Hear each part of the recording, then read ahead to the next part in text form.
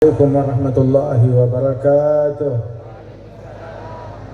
Alhamdulillah wassalatu wassalamu ala sayyidina Rasulillah Sayyidina Muhammad bin Abdullah wa ala alihi wa sahbihi wa mawalah. Ma ba'd, kita bersyukur kepada Allah Subhanahu wa taala yang menghadirkan kita di majlis yang penuh berkah ini, bil khusus Kiai Syekh Hasan Muayyad Jauhari diberikan kesehatan oleh Allah Ta'ala beserta segenap putra putri beliau, anak cucu mantu semuanya, dan murid-muridnya, bil khusus akhina Kiai Ahmad dan segenap saudara-saudara beliau semuanya, Hamid, Muhammad wa ikhwanuhum jami'an, dan para masyayikh, para habaib. Di sini ada akhina Al-Habib Ahmad bin Yunus, kafatul ikhwah wal ahbab. Alhamdulillah kita hadir di tempat ini memperingati Maulid Nabi besar Muhammad sallallahu alaihi wasallam.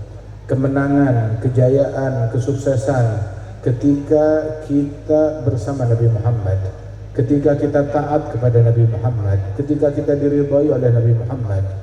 In tuti'uhu tahtadu, apabila kalian taat kepada Rasulullah, kalian dapat hidayat, kalian sukses, kalian berjaya, kalian menang. Para sahabat Rasulullah sallallahu alaihi wasallam, kesuksesan mereka di dalam mengikuti Nabi, dan juga kegagalan mereka bersumber ketika melanggar perintah Nabi besar Muhammad sallallahu alaihi wasallam, dan mereka sudah merasakan hal tersebut di dalam perang Uhud ketika Rasul memerintahkan sekelompok sahabat untuk berada di dalam pos mereka, berjaga di gunung. Mereka adalah pasukan pemanah. Nabi bilang untuk alasan apapun jangan turun dari bukit tersebut, tetap di pos kalian. Begitu di awal pertempuran, kaum mukminin muslimin menang, berjaya, dan kaum musyrikin kabur, lari semuanya dan meninggalkan harta-harta yang mereka punya. Maka muslimin yang berada di bawah bukit mengambil daripada harta tersebut. Ini yang di atas bukit, mereka berpikir kalau kita tetap di sini kita nggak kebagian. Itu pikiran mereka demikian, sehingga mereka memutuskan untuk turun. Mereka pikir perang sudah selesai, padahal Nabi belum memberi instruksi, belum mengizinkan mereka untuk turun. Mereka disuruh tetap di sana, jangan turun untuk alasan apapun juga. Tapi mereka turun. Saat mereka melanggar perintah Nabi Muhammad, yang mereka kira perangnya itu sudah selesai, maka di perang Uhud tersebut muslimin kalah di dalam pertempuran, kalah di dalam peperangan, padahal mereka dipimpin oleh Nabi Muhammad. Tapi mereka mengalami kekalahan. Kenapa? Karena ada sekelompok, bukan semua yang melanggar, sekelompok orang melanggar perintahnya Nabi Muhammad. Ketika ada sekelompok orang melanggar perintahnya Nabi Muhammad, maka kekalahan melanda pasukan. Mereka kalah. Rasulullah terluka, lebih dari 70 orang terbunuh, bahkan pamannya Nabi Sayyidina Hamzah terbunuh dan dibelah dadanya, dikeluarkan jantungnya, dimutilasi. Sayyidina Hamzah bin Abdul Muttalib, paman Rasulullah sallallahu alaihi wasallam, sahabat terluka parah dalam kejadian tersebut, dan Nabi Muhammad juga terluka parah. Begitu, sehingga penyebabnya adalah ketika melanggar perintah Rasulullah. Melanggar perintah Rasulullah untuk sesaat mereka melanggar perintah Nabi Muhammad, tidak menuruti instruksi Rasulullah, mereka kalah. Kenapa mereka nggak menang? Kenapa Allah tidak membela mereka? Kenapa Allah tidak memenangkan mereka, sedangkan di situ ada Nabi Muhammad?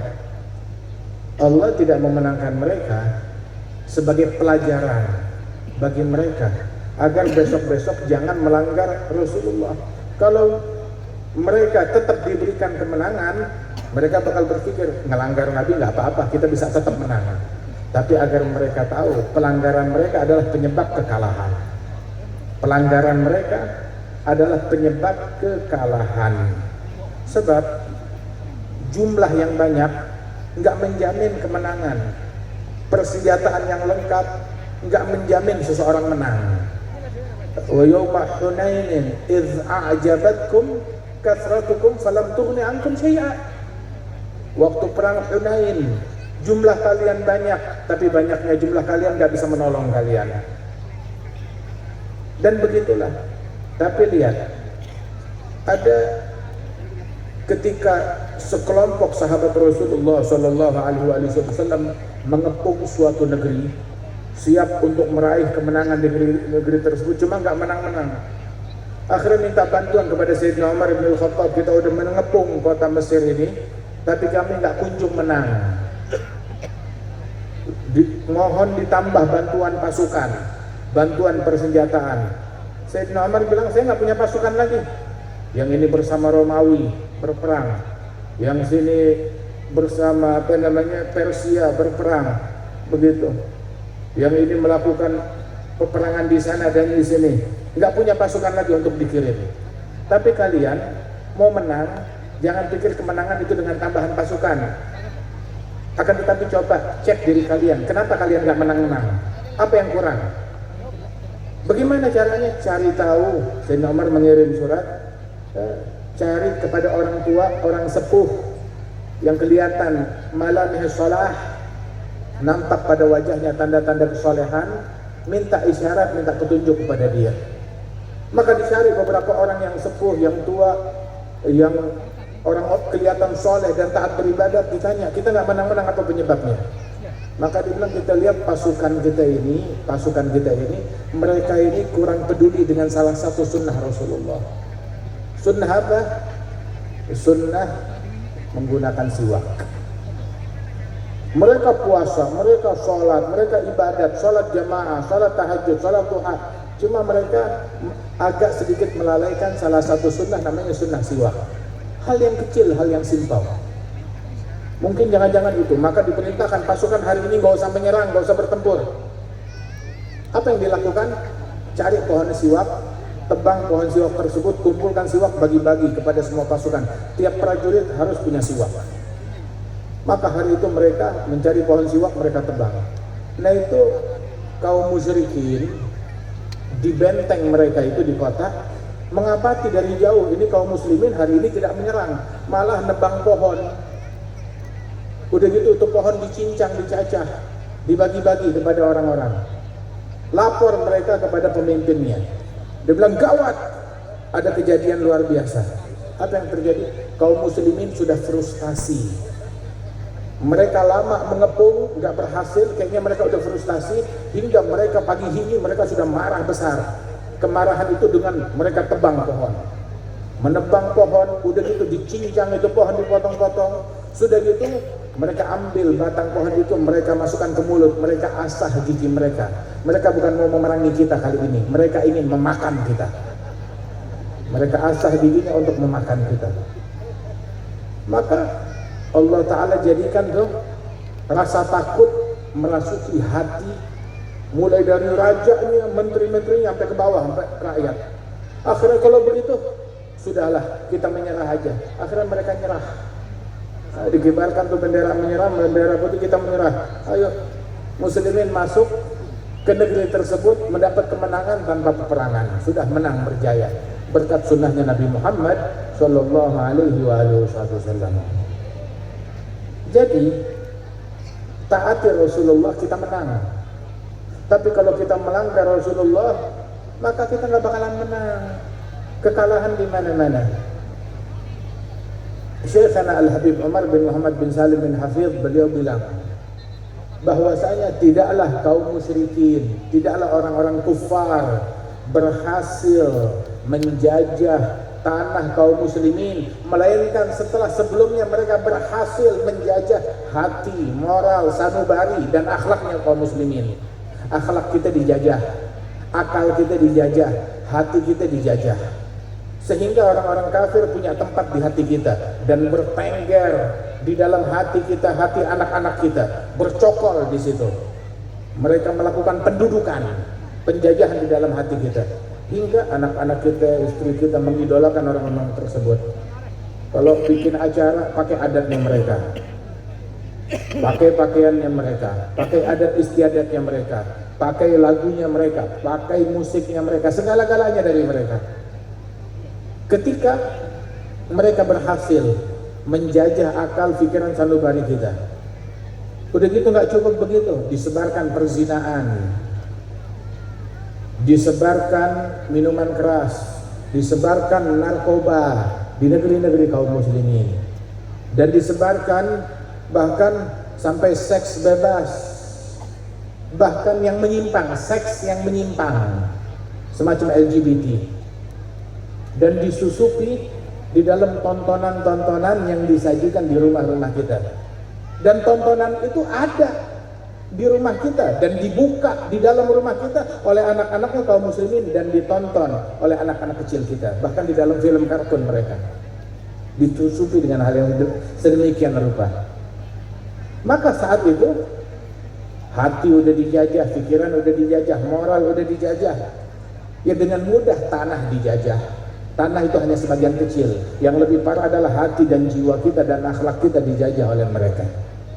Balik taat kepada Rasulullah, patuhi Rasulullah, niscaya kita akan selamat. Tuntut ilmunya Nabi Muhammad sallallahu alaihi wasallam. Itu disebutkan dalam Sahih Bukhari, yaghzu fi'amun, ketika sekelompok kaum, kata Nabi Muhammad, mereka melakukan peperangan di akhir zaman setelah wafatnya Rasulullah. Fata'akharat alaihimun nusrah, pertolongan Allah nggak kunjung datang. Mereka berperang tapi nggak menang-menang. Maka mereka pun panglimanya menjerit, hal fikum man ra'a Rasulullah. Apakah ada di antara kalian orang yang melihat Rasulullah, orang yang pernah jumpa dengan Rasulullah? Saat itu sahabat udah langka, udah banyak yang meninggal dunia. Maka ternyata di pasukan ditemukan ada 2 orang, 3 orang sahabatnya Rasulullah. Maka dimajukan, diminta pendapatnya, dihormati, ditunjukkan kepada pasukan ini sahabatnya Rasulullah, dimuliakan, dicintai, dihormati, diminta musyawarah dan pendapatnya. Subhanallah, nggak ada tambahan pasukan, nggak ada tambahan senjata. Yang ditambah apa? Yang ditambah hubungan kecintaan kepada wali-wali, kepada sholihin, kepada orang yang punya hubungan kepada Nabi Muhammad. Itu yang bertambah. Pasukannya segitu-segitu juga, senjatanya segitu-segitu juga, nggak ada yang bertambah. Kekuatannya segitu-segitu juga. Tapi yang bertambah adalah hubungannya kepada para wali-wali wassalihin, sahabat Rasulullah. Nambah hormat, tambah adab, tambah ta'zim, tambah silah, tambah kuat hubungan. Maka Allah Ta'ala berikan kemenangan berkat hal tersebut. Dan ternyata hal itu mujarab, bukan cuma sekali, kata Nabi. Nabi bilang, bertahun-tahun kemudian datang lagi sekelompok orang berjihad tapi nggak menang-menang. Maka ditanya oleh Panglima, hal fikum man ra'a Rasulullah, apakah ada di antara kalian orang-orang yang pernah jumpa dengan sahabatnya Nabi? Para tabi'in. Maka ternyata ditemukan 2-3 orang tabi'in di antara pasukan, sama, ditunjuk, ditaruh di depan, dimuliakan, dimajukan, dijadikan sebagai rujukan marja'iyah, diminta nasihat dan petunjuknya, hingga dengan berkat adab mereka kepada orang-orang soleh tersebut, itu pasukan ditolong. Pasukan ditolong berkat hormat. Dan datang lagi generasi ketiga, demikian juga. Nah sekarang bagaimana kita mau menang kalau umat Islam kurang ajar terhadap sahabatnya Nabi Muhammad? Bagaimana mau menang kalau umat Islam merendahkan para tabi'in, para aulia? Bagaimana mau menang kalau umat Islam membenci, mendengki sahabat dan keluarganya Nabi Muhammad? Bagaimana mau menang? Kebencian, kedengkian itu sumber kekalahan. Gara-gara benci kepada keluarganya Nabi, kepada sahabatnya Nabi, kepada para wali-wali dan para ulama pewarisnya Nabi Muhammad, celaka udah. Oh nggak tanggung-tanggung, nggak tanggung-tanggung. Wali Songo dibilang anak zina, nggak tanggung-tanggung, betulan itu. Wali Songo dibilang tuh kakeknya mereka, itu nggak ada, fiktif. Gitu. Ada Ubaidillah, ada bukan anaknya Muhajir, tapi anaknya siapa? Anak zina. Wali Songo dibilang cucu zina. Waliyadzubillah min dzalik. Bagaimana mau menang? Hal-hal yang macam begini yang membuat kekalahan di tengah-tengah umat Islam. Ada para aulia utis, Sunan Ampel, Sunan Giri, Sunan Bonang, para wali-wali tersebut, aulia utis, Sunan Kalijaga, Maulana Syarif Hidayatullah, Maulana Ahmad Rahmatullah, Maulana Malik Ibrahim, Maulana Ja'far Shadiq. Mereka adalah keturunan Imam Abdul Malik bin Alwi Amal Faqih bin Muhammad Sahib Murbat bin Ali bin Khal'aqasam bin Alwi bin Muhammad Maula Som'ah bin Alwi bin Ubaidillah bin Ahmad Al-Muhajir bin Isa bin Muhammad Al-Najib bin Ali Al-Uraydi bin Ja'far Sadiq bin Muhammad Al-Bagir bin Ali Zain Al-Abidin ibn Al-Husain bin Ali bin Abi Talib wa ibn Fatimah binti Nabi Muhammad sallallahu alaihi wasallam, nasab yang dikenal secara turun-temurun radhiyallahu anhum ajma'in. Fahumul qaumul ladzina hudu wa bi fadlillahi qad su'idu wa li ghairillahi ma qasadu wa ma'al qur'ani fi jarani ahlu baitil mustafa at-tuhri hum amanul ardi fadakiri syubbihu bil anjim az-zuhri mithal ma qad jaa fi sunani wa safinun lin najati idza khifta min tufani kulli adha fanju fiha la takunu kadha wa'tasim billahi wasta'ini rabbi fanfa'na bi barakatihim واهدنا الحسنى بحرمتهم أمتنا في طريقتهم ومعافاة من الفتن ثم لا تغتر بالنسب لا ولا تقنع بكنابي واتبع في الهدي خير نبي أحيا أحمد الهادي إلى السنن رضي الله عنهم وأرضاهم أجمعين. Nah saudara sekalian, kunci kemenangan adalah kalau kita jalin hubungan yang erat dengan para pemenang, dengan kita meneladani para pemenang, berjalan di jalannya para pemenang. Siapa para pemenang?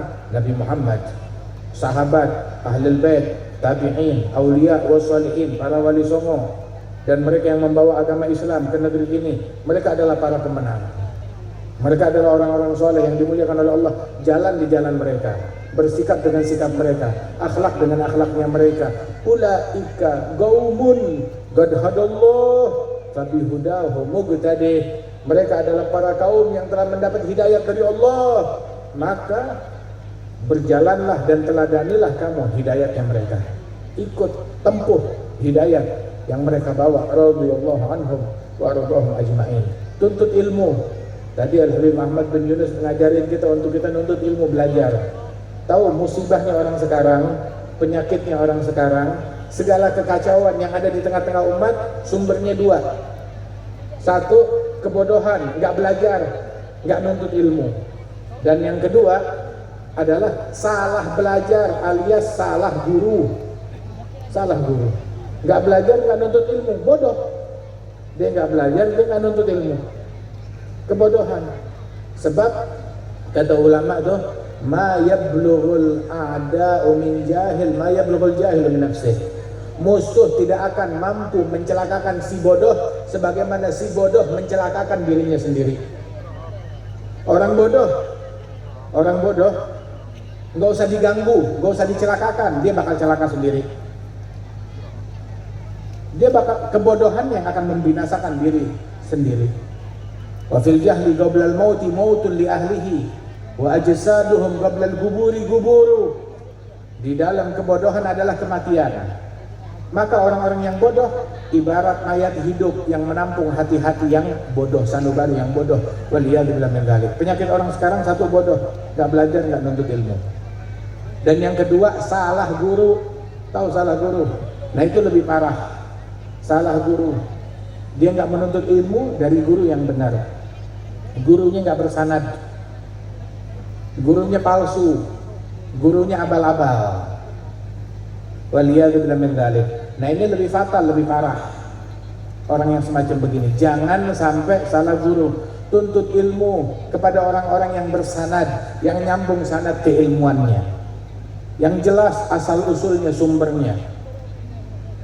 Sampai dikatakan tuh, man la yanfa'uk lahdu la yanfa'uk lahdu. Orang yang dengan melihat wajah orang tersebut kamu nggak bisa memetik manfaat, jangan harap kata-katanya bisa memberi manfaat. Ilmu yang manfaat adalah yang ngajarin kita takut sama Allah, yang ngajarin kita berhati-hati dari yang syubhat apalagi yang haram, yang membuat orang berhati-hati, nggak sembarang fatwa. Itu warak berhati-hati dari yang syubhat, berhati-hati dari yang haram, bukan urusan makanan doang, tapi bahkan dalam urusan fatwa. Berhati-hati, nggak gampang membid'ahkan orang, mensyirikkan orang, mengkafirkan orang. Nggak gampang memvonis orang ini munafik, nggak gampang. Yang nyebut begitu biasanya bukan ulama, maaf, mukmin yang asli aja nggak begitu, apalagi ulama. Ulama tuh nggak ada ceritanya ulama memunafikkan, mengkafirkan membid'ahkan, mensyirikkan satu individu tertentu, tidak ada. Nah karenanya itu belajar kepada ulama yang benar, kepada orang-orang yang benar, yang ngajak orang dengan cara yang baik. Subhanallah, yang ngajarin kita husnudzan, sangka baik, bahkan bukan cuma kepada para ulama, kepada sholihin, kepada wali-wali, ataupun kepada keluarganya Nabi dan sahabatnya Nabi. Bahkan sangka baik kepada penjahat, kepada orang yang bejat. Sangka baik. Allah Ta'ala menyuruh Nabi Musa beribadat, dan bentuk ibadat yang dijalankan Nabi Musa dengan sangka baik kepada Fir'aun. Bentuk ibadatnya Nabi Musa apa? Sangka baik kepada Fir'aun. Kalau Fir'aun akan bertaubat dan menempuh jalan hidayat. Sehingga Allah Ta'ala perintahkan kepada Nabi Musa dan Nabi Harun, idhaba ila fir'auna innahu tagha faqula lahu qawlan layyina la'allahu yatadhakkar aw yakhsha. Hampiri datangnya Fir'aun, dia udah melakukan perbuatan yang kelewat batas. Dan juga katakan kepada Fir'aun itu ucapan yang santun, ucapan yang lembut. Barangkali dia bakalan bertaubat. Allah Ta'ala menanamkan di dalam Nabi Musa untuk berprasangka kalau Fir'aun bakalan bertaubat, bakalan balik, bakalan ingat, bakalan sadar. Ini yang ditanamkan Allah kepada Nabi Musa. La'allahu yatadzakkar aw yakhsha. Barangkali dia akan sadar dan dia akan takut kepada Allah Ta'ala. Qula lahu qawlan layyina la'allahu yatadzakkar aw yakhsha. Subhanallah. Dalam ayat yang lain, idhhab ila fir'auna innahu tagha faqul hal laka ila an tazakka wa ahdiyaka ila rabbika fatakhsha. Maukah kamu bersuci? Saya bimbing kamu kepada Allah, saya tuntun kamu kepada Allah, dan engkau menjadi orang yang takut kepada Allah Ta'ala. Menghabiskan waktunya untuk membimbing Fir'aun. Dia siapkan, Nabi Musa siap memfasilitasi Fir'aun untuk dekat kepada Allah Subhanahu wa Ta'ala. Dan Nabi Musa melakukan pengabdian kepada Allah dengan hal ini. Begitu. Bukan orang baru lihat sedikit, ini orang gak bakalan beribadat, ini orang gak bakalan masuk Islam, ini orang selamanya di neraka, ini orang gak bakalan masuk surga. Nah ini orang yang macam begini, bagaimana mau jadi ustadz? Bagaimana mau jadi da'i ilallah? Nabi Muhammad 13 tahun di Mekah dilempar, dicaci, dimaki, difitnah, ditaruh duri di jalanan, dicekik dari belakang. Kemudian juga ditaruh kotoran di atas kepala beliau saat bersujud. Dilakukan segala kejahatan dan Nabi tetap bersabar. Nggak mau beriman sekarang, kali besok. Nggak mau besok, mungkin lusa. Nggak mau lusa, mungkin minggu depan, bulan depan, tahun depan. Ditungguin oleh Nabi Muhammad SAW. Nabi Nuh berdakwah kepada umatnya 950 tahun. Dan yang beriman kurang dari 90 orang. 950 tahun, yang beriman gak nyampe 100. Artinya setiap 10 tahun belum tentu satu orang masuk Islam. Tapi Nabi Nuh bersabar hingga akhirnya ketika datang wahyu dari Allah Subhanahu wa Ta'ala bahwasanya nggak ada yang beriman kepadamu kecuali man qad aman, kecuali yang sudah beriman. Yang lain nggak bakalan beriman. Baru Nabi Nuh mengatakan, Rabbi la tadhar 'alal ardi minal kafirin dajjara innaka in tadharhum yudillu ibadak wa la yalidu illa fajiran kafara Rabbi ighfirli wa liwalidayya wa liman dakhala baiti mu'mina wa lil mu'minina wal mu'minat wa la tazidil zalimina illa tabara. Baru setelah dapat info mereka nggak bakalan beriman, ya sudah, kalau begitu di flash itu bumi. Tahu di flash? Di reset bumi. Flash itu apa itu? Tahu kloset? Nah, kita pencet tombolnya, ada habis. Ganti air yang baru, di flash tubuhnya. Nggak bakalan beriman, ya sudah, kalau begitu udah habisin aja, sehingga nggak ada mukminin kecuali mereka yang beriman bersama Nabi Nuh saat tersebut, yang berada di dalam bahteranya Nabi Nuh. Wa ja'alna dzurriyyatahu humul bagin wa ayatul lahum anna hamalnahum hamalna dzurriyyatahum fil fulkil mashhun. Dijadikan kita berada di dalam bahtera tersebut. Subhanallah. Nah itu mereka para nabi-nabi bersabar terhadap umatnya, terhadap kaumnya. Allah Ta'ala bilang kepada Nabi Daud, ya Daudu, man radda li abigan katabtuhu indi jahbadha. Wahai Daud, barang siapa yang mengembalikan kepadaku hambaku yang kabur, dibalikin kepada Allah. Dijadikan itu hamba taubat, dekat kepada Allah, diperbagus hubungannya dengan Allah, berhasil membuat orang taubat kepada Allah. Maka orang yang mengembalikan hambaku yang kabur itu, aku tulis di sisi itu sebagai patriot, sebagai pejuang. Ini pejuang yang sejati. Perjuangan itu di sini. Hadal jihad, hadal jihad. Sebisa mungkin kita pengen jihad di jalannya Allah Subhanahu wa Ta'ala. Tapi jihad yang utama, coba jihad di rumah kita. Jihad apaan? Acaranya orang-orang kafir di rumah kita, budayanya mereka di rumah kita, pemikiran mereka di rumah kita. Sampai kalau kita bikin acara, kita pun juga dicemari dengan kemaksiatan yang dibawa oleh orang-orang kafir tersebut. Dicemari.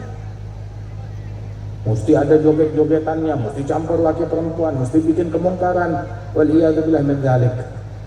Nah ini bagaimana kita mau hal jihad yang sebenarnya, yang hakiki. Tuntut ilmu, belajar, amalkan ilmu. Barang siapa yang bilang kalau nuntut ilmu itu bukan jihad fisabilillah, maka faqad naqasa aqluh, berarti akalnya itu kurang, nggak beres, cacat di dalam pemikirannya. Atau jihad, kita hadir di sini jihad fisabilillah.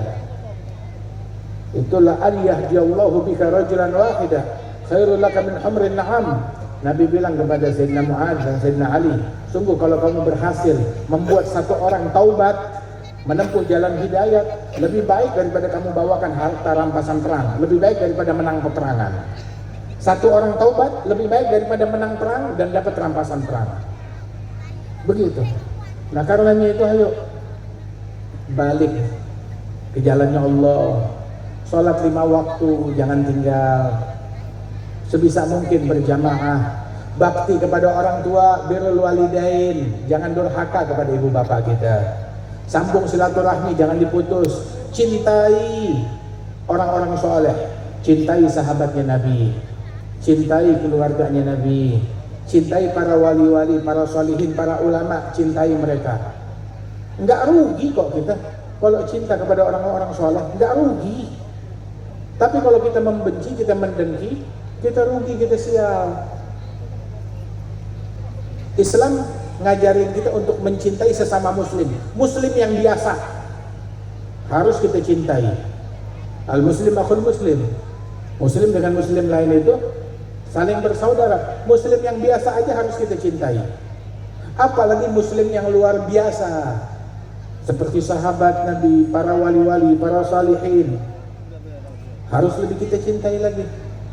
Sebagaimana tadi kita dengar dalam hadis Nabi Muhammad, kemenangan itu sumbernya ketika kita cinta kepada mereka, punya hubungan, punya silah yang erat terhadap mereka, orang-orang yang dimuliakan oleh Allah Subhanahu wa Ta'ala. Sehingga kakek kami Al-Jad Al-Habib Salim bin Ahmad bin Jindan itu beliau, jihadnya beliau datang dari satu kampung ke tiap desa, cari ulama, cari wali-wali, berguru kepada mereka, minta ijazah, menimba ilmu, terhubung, terkoneksi kepada Rasulullah melalui wali-wali tersebut. Termasuk diantaranya adalah Syekhana Khalil Al-Bangkalani radhiyallahu anhu wa ardhahu. Datang dari satu desa ke desa yang lain, dari satu negeri ke negeri yang lain untuk menjalin hubungan. Sampai negeri yang nggak berhasil beliau capai, beliau tulis surat. Di situ ada ulama fulan, dia tulis surat kepada ulama tersebut, minta ilmu, minta ijazah, minta doa, minta hubungannya sah, koneksinya sah dengan orang tersebut. Radhiyallahu anhum wa ardhahum. Begitu sumber kemenangan dari situ. Sumber kemenangan adalah dengan kita tidak melanggar ajarannya Rasulullah Sallallahu Alaihi Wasallam. Di situ kejayaan dan kesuksesan.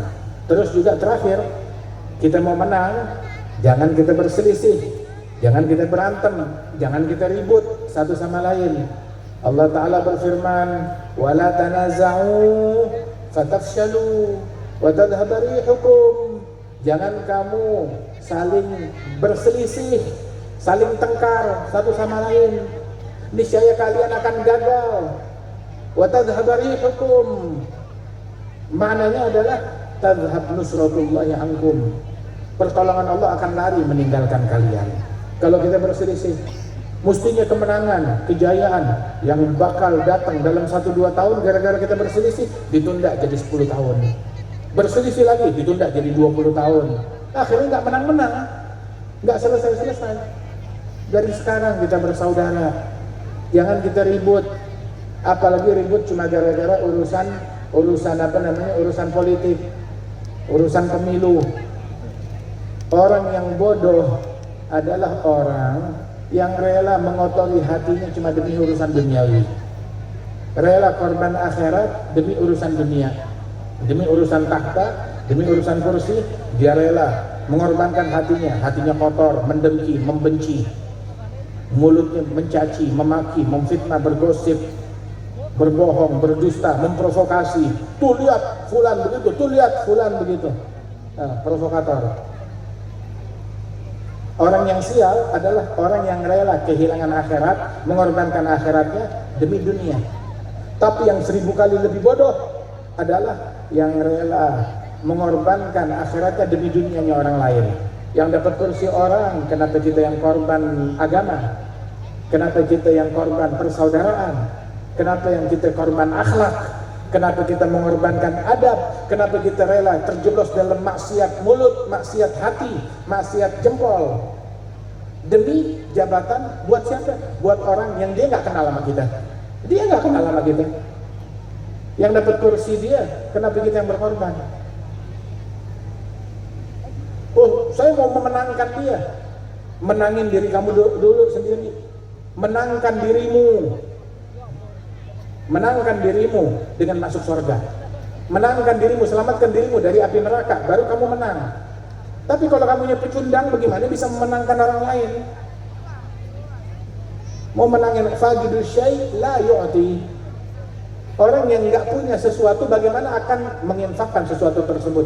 Dia nggak punya kemenangan, bagaimana dia akan memberikan kemenangan kepada orang lain? Dia hanya pecundang.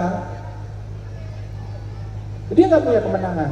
Menangkan dulu dirimu, selamatkan dirimu dari maksiat, dari murka Allah, dari kedengkian, dari kebencian, dari api neraka.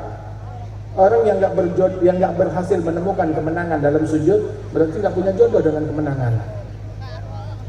Pemenang adalah Nabi Musa, bukan Fir'aun. Penguasa iya Fir'aun, tapi pemenang adalah Nabi Musa. Fir'aun dia penguasa, betul. Fir'aun penguasa. Qorun, Haman, dia menguasai harta, menguasai takhta. Tapi mereka bukan pemenang. Nggak sedetik pun dari hidup mereka lalui dalam kemenangan. Mereka pecundang. Pemenang Nabi Musa. Yang sukses Nabi Musa. Mereka punya harta, punya takhta sementara, tapi nggak punya kemuliaan, nggak punya kemenangan. Pemenang adalah Nabi Nuh yang ditindas dan minoritas. Pemenangnya adalah Nabi Nuh. Kekuasaan orang lain. Nabi Ibrahim pemenang. Namrud, ya dia punya kekuasaan. Yang dia kira itu kekuasaan. Tapi dia bukan pemenang. Pemenangnya adalah Nabi Ibrahim. Ala nabiyina alaihi afdhalus shalawat wa taslim. Pemenang adalah Nabi Muhammad. Bukan Abu Lahab, bukan Abu Jahal. Pemenang adalah Rasulullah Sallallahu Alaihi Wasallam. Nah, kita pemenang atau bukan? Kita mau jadi pemenang. Jadilah kita pemenang. Nanti pas sholat subuh, menang atau enggak? Sholat subuhnya kalah, pemenang apaan? Sholat subuh ketinggalan jamaah. Oh, saya sholat subuh, matahari belum terbit. Saya sholat subuh tapi nggak dapat jamaah, pecundang. Sholat subuhnya ketinggalan takbiratul ihram bersama imam, itu belum menjadi pemenang, belum menjadi pemenang. Sholat subuhnya nggak pakai siwak, ya kemenangannya nggak sempurna. Sempurnakan kemenangan kita. Mau jadi pemenang di rumah kita, jadilah kita pemenang. Jangan acaranya orang-orang kafir yang nyala di dalam televisi kita. Jangan pemikiran mereka yang menyala. Udah nonton YouTube belum? Udah buka Facebook belum? Udah buka Instagram belum? Udah buka medsos belum? Wah, kamu kalau nggak buka gitu berarti kamu nggak peduli kepada umat Islam. Udah buka Quran belum? Udah buka Quran belum? Orang kafir juga buka YouTube. Orang kafir juga buka Facebook. Orang kafir juga buka Instagram. Orang kafir juga buka medsos. Apa mereka peduli sama Islam? Dikira kalau kita udah buka begitu, kita nonton, kita tahu, terus kita peduli sama Islam? Lah, bukan di situ kepedulian sama Islam.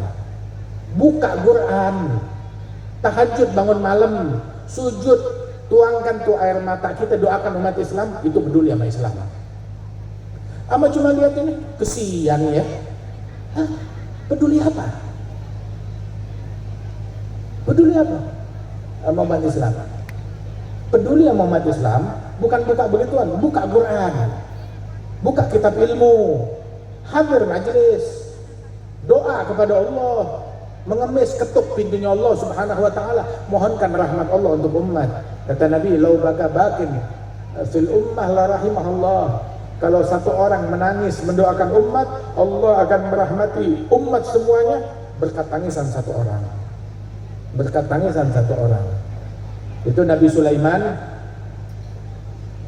umatnya dilanda musim kemarau panjang. Dia ajak ke seluruh umat, ayo rakyat semuanya keluar untuk doa istisqa, minta hujan.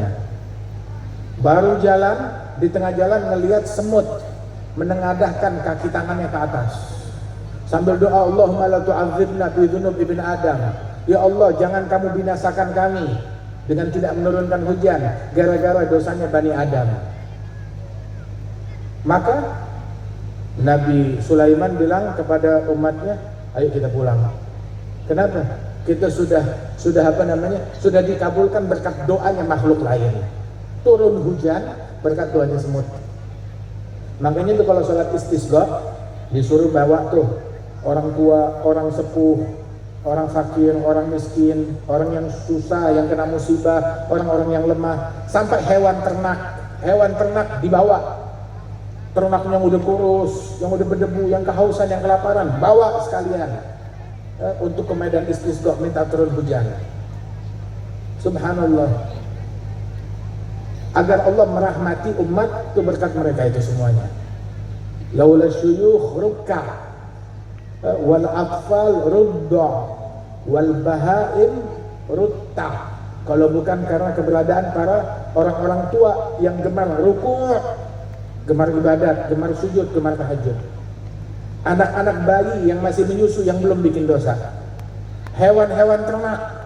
Kalau bukan karena mereka, maka niscaya azab akan ditimpakan oleh Allah, dituang kepada kita akibat dosa-dosanya kita. Apa yang menimpa kita, musibah bala, ya gara-gara dosanya kita, gara-gara kesalahan kita. Jangan sampai gara-gara dosa kita itu orang lain yang kena azab, orang lain yang kena musibah. Kita nggak bisa andil menolong mereka. Jangan gara-gara kita mereka kena musibah, gara-gara dosa yang kita lakukan, gara-gara pelanggaran yang kita lakukan. Itu Bani Israel lama nggak turun hujan. Nabi Musa doa, ya Allah turunin hujan. Bersama kaumnya istisqa, nggak turun hujan. 2 kali, 3 kali, nggak dikabulkan. Nanya kepada Allah, ya Rabb, apa salah kami? Allah bilang, bagaimana mau saya kabulkan kalau di antara kamu ada satu orang yang tukang namimah, provokator, tukang adu domba, suka mengadu domba orang, memecah belah orang. Apa itu namimah? Adu domba, membuat orang saling bermusuhan antara tetangga, antara saudara, antara sepupu, antara suami istri, antara bawa omongan begitu hingga suami istri saling ribut antara suami istri. Ada yang bawa omongan, saya cuma mau ngasih tahu, saya tulus, saya ikhlas. Ada namam, tukang namimah. Biasanya tukang namimah adalah anak zina. Biasanya begitu. Waliyadzubillah min dzalik. Ada namam. Allah Ta'ala bilang, bagaimana mau saya kabulkan doa kalau di situ ada satu orang yang tukang namimah? Maka Nabi Musa nanya, siapa? Sebutkan orangnya ya Allah. Allah bilang, saya melarang kamu untuk namimah, masa saya mau ngaduin orang? Maka Nabi Musa kumpulkan umatnya, wahai umatku, kita dapat musibah, nggak dikabulkan doa kita gara-gara ada satu orang tukang namimah. Saya nggak nanya siapa orangnya, tapi ayo kita semuanya kita taubat kepada Allah Ta'ala. Maka semuanya bertaubat kepada Allah, baru mereka taubat, langsung turun hujan kepada mereka. Nah sekarang itu gara-gara satu orang pendosa tukang namimah. Nah kita di umat Islam ada berapa banyak tukang namimah? Di Indonesia ada berapa banyak tukang namimah? Di Asia ada berapa banyak tukang namimah? Di Timur Tengah ada berapa banyak tukang namimah? Jangan gara-gara tukang namimah turun azab, turun musibah. Mau itu di Indonesia, di Timur Tengah, di Palestina, dimanapun, hati-hati. Orang dulu tuh kalau turun musibah tuh sampai mereka bilang, ya Rabb, kalau ini musibah turun gara-gara saya, maka cabut nyawa saya. Udah, jangan sampai gara-gara saya umat Islam menjadi sial. Sampai sedemikian rupa. Mudah-mudahan Allah Ta'ala selamatkan umat Islam. Allah Ta'ala berikan pertolongan kepada kaum muslimin. Allah Ta'ala insya Allah memberikan pertolongan kepada saudara-saudara kita yang ada di Palestina. Dan Allah Ta'ala insya Allah menjadi kita penyebab turunnya rahmat, penyebab turunnya pertolongan Allah. Dengan berkat majlis ini Allah Ta'ala limpahkan pertolongan kepada umat Islam dimanapun mereka berada. Dipererat hubungan kita kepada para aulia, kepada para salihin. Dipererat hubungan kita dengan Nabi Muhammad sallallahu alaihi wa alihi wasallam. Wa insya Allah majlis Jarod Erop makin berkah insya Allah. Pondok pesantren Al Hasan insya Allah makin berkah. Dan para guru-guru kita, Oke Hasan Muayyad Jauhari diberikan kesehatan, afiat, panjang umur. Begitu juga akhirnya Ahmad wa ikhwanu semuanya diberikan afiat. Dan insya Allah majlis ini makin makmur. Insya Allah makin banyak orang-orang yang dekat kepada Allah dengan berkat majlis ini. Dan makin banyak orang yang kembali kepada Allah Subhanahu wa Ta'ala. Dan dijadikan mereka yang tergabung di dalam majlis ini menjadi penyebab menyebarnya hidayat di lingkungan mereka, di rumah mereka, di komunitas mereka, di masyarakat mereka. Amin ya rabbal alamin. Allahumma ja'al jam'ana hadza jam'an marhuma, tafarruqana min ba'di tafarruqan ma'suma. لا تجعل فينا ولا منا ولا معنا شقيا ولا محروما. اهدنا بهداك واجعلنا ممن يسارع في رضاك ولا تولنا وليا سواك ولا تجعلنا ممن خالف امرك وعصاك. صلى الله على سيدنا محمد النبي الأمي وعلى آله وسلم. وآخر دعوانا أن الحمد لله رب العالمين. السلام عليكم ورحمة الله وبركاته.